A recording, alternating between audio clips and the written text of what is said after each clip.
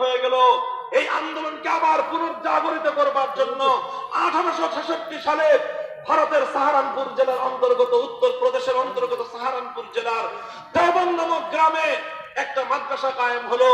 যেই মাদ্রাসার উদ্দেশ্য ছিল আবার এই আল্লাহর জমিনে মানব রচিত আইনের অভিশাপের শৃঙ্খল ভেঙে গুড়িয়ে দিয়ে মানুষকে আবার আল্লাহর আইনের দ্বারা শাসিত হওয়ার পরিবেশ তৈরি করা। আন্দোলন চললো, সংগ্রাম চললো, লম্বা ইতিহাস।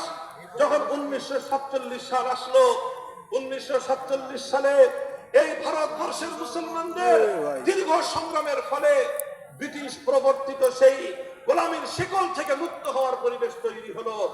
তখন প্রশ্ন তৈরি হলো যে হিন্দু এবং মুসলমান দুই জাতি কিভাবে ভারতবর্ষ স্বাধীন হবে? মুসলমানরা বলল, আমাদের এত বড় দেশের দরকার নাই, এত বড় ভূখণ্ডের দরকার নাই, এত বড় সাম্রাজ্যের প্রয়োজন আমাদের নাই, আমাদের ছোট্ট একটা ভূখণ্ড হোক, আমরা সব বঞ্চনা মেনে নিব, আমরা সকল বঞ্চনাকে সাদরে গ্রহণ করব, কিন্তু আমরা একটা জিনিস চাই, সেটা হলো আমরা আমাদের ভূখণ্ডে আল্লাহর জমিনে আল্লাহর আইনের দ্বারা শাসিত হতে চাই। আপনারা আশ্চর্যান্বিত হবেন, সেই আন্দোলনটাই ছিল পাকিস্তান আন্দোলন। এমন একটা ভূখণ্ড হবে যেই ভূখণ্ডের আইন হবে আল্লাহর আইন, যেই ভূখণ্ডের সংবিধান হবে আল্লাহর কোরআন।